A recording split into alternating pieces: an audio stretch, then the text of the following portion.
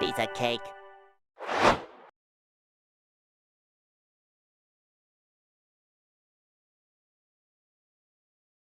Brand new since 6, big night for Broadway Utica as they open a 3-day run of the Tony Award-winning musical, Kinky Boots.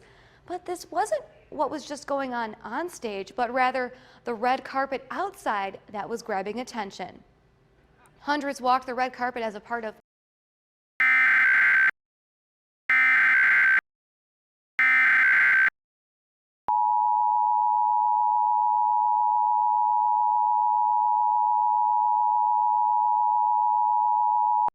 Civil authorities have issued a hazardous materials warning for the United States effective until September 29, 0216 a.m. Eastern Daylight Time.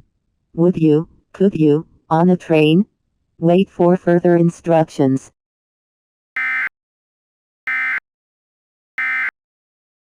You know, the turnout and the response from the community and the support. And bottom line is that it's all